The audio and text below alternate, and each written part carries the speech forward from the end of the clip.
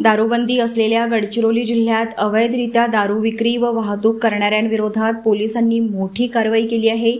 सिरोंचा उपविभागातील झिंगानूर येथे पोलिसांनी धाड टाकून एकूण 20,70,000 रुपये किमतीचा देशी दारूचा साठा व बोलेरो 4 चाकी वाहन जप्त केले आहे। पोलीस अधीक्षक श्री निलोत्पल यांच्या सूचनेनुसार व मार्गदर्शनाखाली उपविभागीय पोलीस अधिकारी सिरोंचा श्री संदेश नाईक यांना मिळालेल्या गोपनीय माहितीच्या आधारे ही कारवाई करण्यात आली। 21 मे 2025 रोजी झिंगानूर येथील रहिवासी कारे कोरके गावडे 38 वय यांच्या घरात दारू साठवून ठेवल्याची माहिती मिळाल्यानंतर पोलिसांनी पंचासमक्ष झडती घेतली। त्याच्या घरातून 90 ml मापाच्या रॉकेट ब्रँडच्या देशी संत्रा दारूच्या 12,400 बाटल्या, एकूण 124 बॉक्स, प्रत्येकी 10,000 रुपये किमतीचा माल, 12.40 लाखांचा मुद्देमाल जप्त करण्यात आला।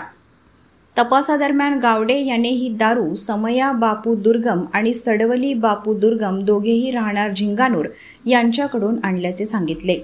त्यांच्या घराजवळ तपासणी दरम्यान बोलेरो वाहन क्रमांक AP15M1088 मध्ये ठेवलेले आणखी 4,800 बाटल्या, 48 बॉक्स, किंमत 4.80 लाख रुपये व अंदाजे 3.50 लाख रुपये किमतीचे वाहन जप्त करण्यात आले।